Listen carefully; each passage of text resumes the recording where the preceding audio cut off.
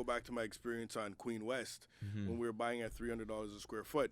These are times when the club district was actually at Spadina and Richmond. So this is Right. before people even started moving over to King West. King West wasn't a thing. King West was, you didn't want to go to King West. It was a scary place. You had your windows and doors locked when you went through King West. And then Queen West came shortly thereafter. But I was selling Queen West when people were still at Richmond and Spadina.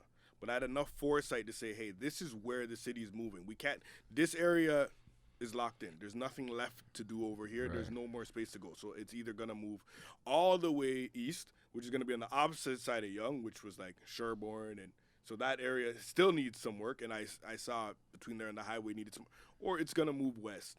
So it wasn't really difficult to predict that.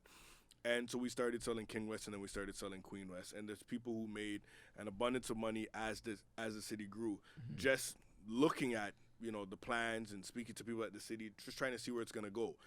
I see that same upside for Niagara. When you're looking around, it's a clean city.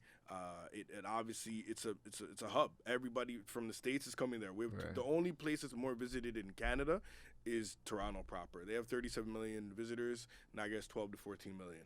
So people are coming there all the time, and those numbers are just going to continue to increase.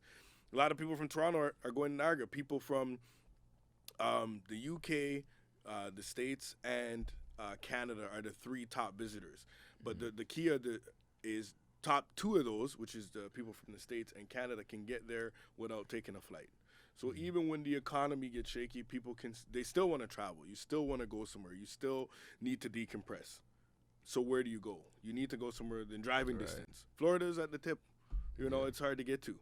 This is somewhere it's in the middle. People can get to there. There's probably 30, 35 million people within, a 5 or 6 hour radius.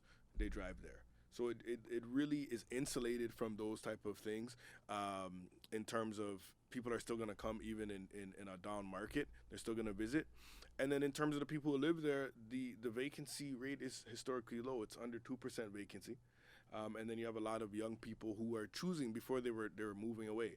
But now they can go to school in St. Catharines. They can go to school, like if the new Ryerson campus comes to fruition like we believe it will, they can go there and they can stay local, right? And there's more opportunities. So the more opportunities for people in the community, the more people are going to stay.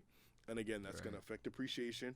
And it's going to give her a more younger, vibrant feel. And you've been noticing that. If you go down to Niagara in the last, 24 months, you notice it. It's vibrant. Like Daniel said, the lights are on. They have all these shows. People are matriculating down there because of the excitement.